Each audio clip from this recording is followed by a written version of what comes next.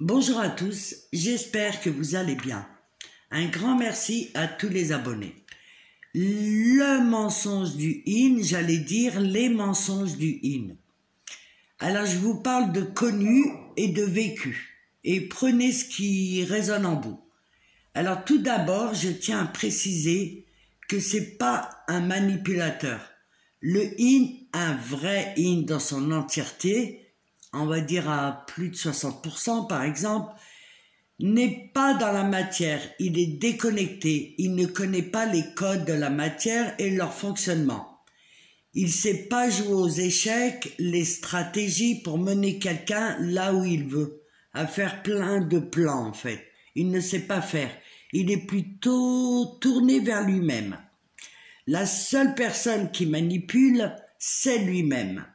Il ne sait pas bien, il sait pas bien qui il est. Depuis toujours, il a eu des dissonances cognitives entre ce qu'il ressent, ce qu'il voyait et ce qu'on lui disait. Alors moi, je dirais le premier plus gros mensonge, c'est donc avec lui-même, mais c'est sauver son image. Il dira très rarement qu'il va pas bien, ou le dira pas du tout, et surtout avec son yang. Ça, c'est omniprésent au début, surtout. Il ne le dit pas à son yang.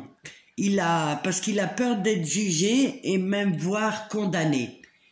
Il peut faire de longues batailles et pas se confier à son yang.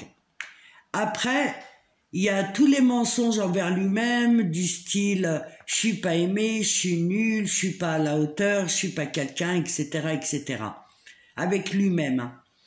Et aussi, lorsque le yang le questionne, par exemple, je vais vous donner un exemple.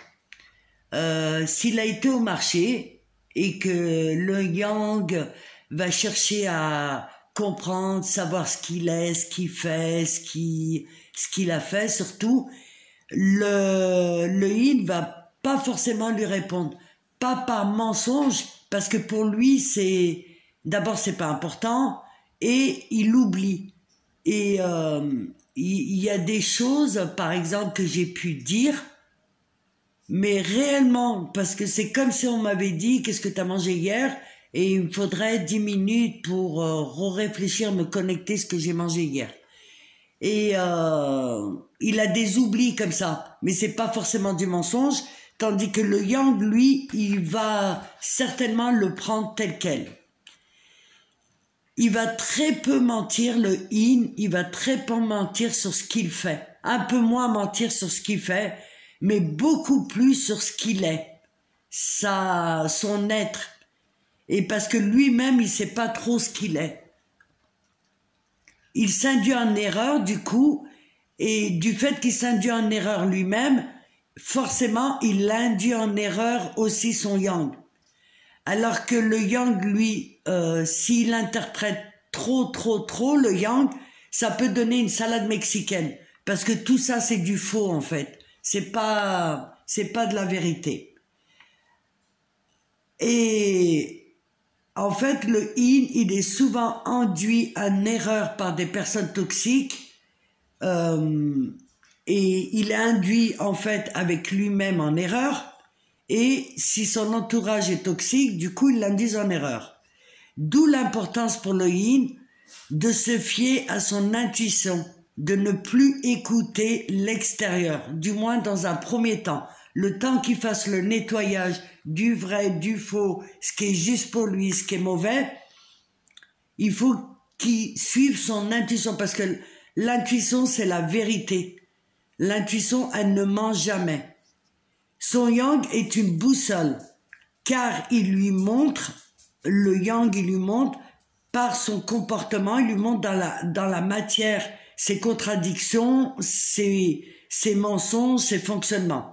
Alors le yin, je vous conseille d'observer le yang, même lorsqu'il est en colère, en fait, à l'instant T, les yin vont avoir tendance à fuir, mais en réalité, il y a une cause. Et c'est ça qu'il faut qu'il se connecte à ça, le yin. Il y a une cause à la colère, par exemple, du yang. Le yang lui montre ses énergies tierces. il lui montre réellement dans la matière où sont ses énergies tierces. Le yin doit se connecter et chercher la vérité, et parce qu'il le porte en lui en fait. Lorsque le yin va tout enlever, les schémas négatifs, il va se dégager de tout ça, il y aura cette lumière. Mais si le yin regarde bien le yang, il aura ces réponses-là en fait. Voilà, je vous ai fait une petite capsule, j'espère qu'elle vous sera utile. Et comme d'habitude, je vous dis à très vite et n'hésitez pas à mettre des commentaires.